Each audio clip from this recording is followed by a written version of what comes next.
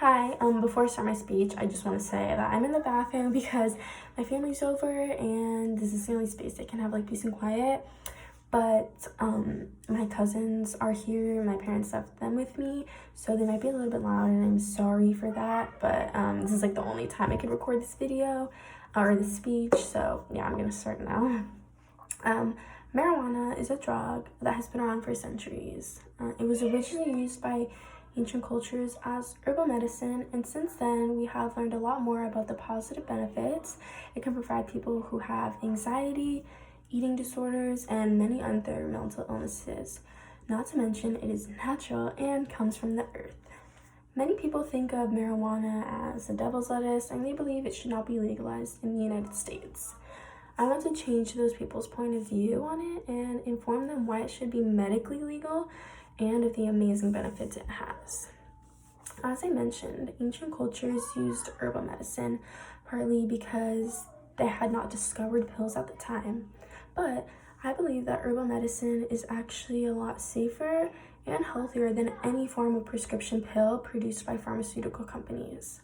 For starters, there have been no reported overdoses due to marijuana. In fact, in order to even have a slight chance of overdosing off of it, you would have to consume 20,000 to 40,000 times the amount of THC in a joint to die from it. And that is physically impossible to do.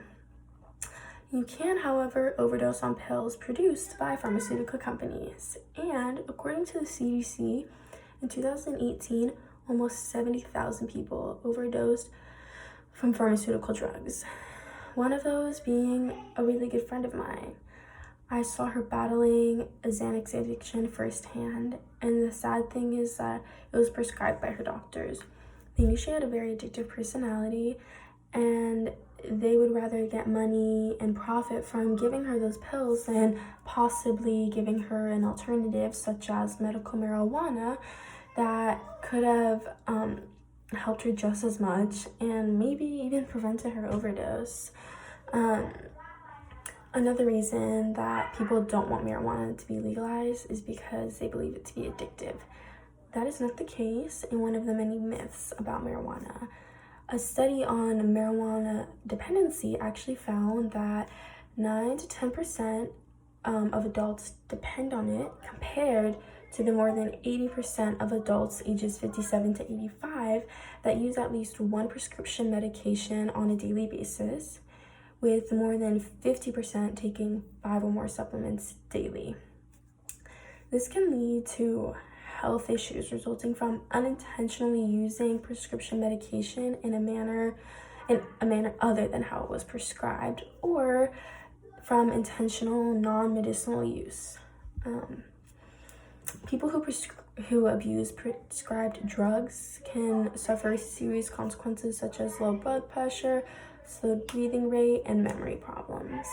Those are just a few examples of how marijuana can be a much better alternative and healthier alternative than prescription pills, and why I believe it should be medically legal. I would now like to talk about how it can be used for a range of medical conditions. There is a form of marijuana called CBD that is safe for young kids because it does not contain THC, which is the psychoactive cannabinoid found in marijuana. The FDA actually approved a CBD-based liquid medication called Epidiolex for the treatment of 2 severe forms of childhood epilepsy, Draft syndrome and Lennox-Gastaut syndrome. Next, I want to discuss the benefits that someone who has an eating disorder can gain from using medical marijuana. An eating disorder is a serious illness associated with persistent food-related behavior that can impact your health, emotions, and ability to function in essential areas of life.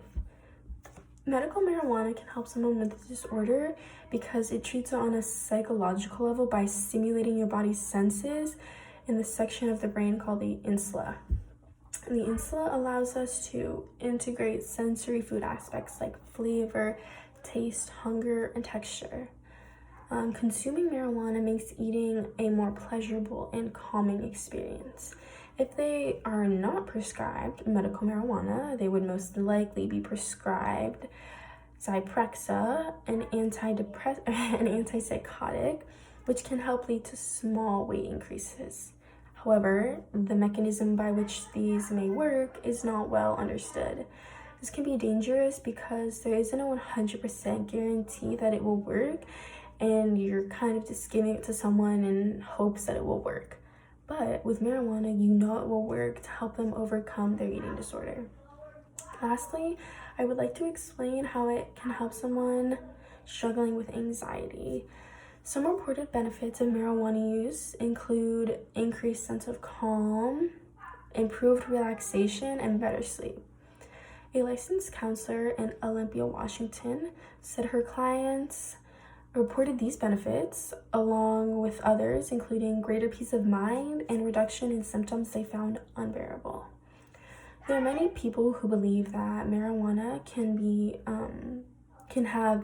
cause increased anxiety symptoms, such as increased heart rate and racing thoughts.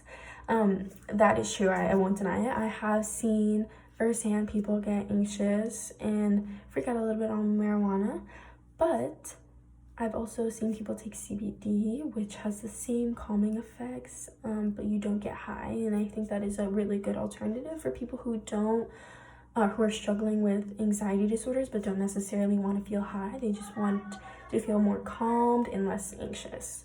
Again, those are just a few examples of how marijuana can help people struggling with mental disorders.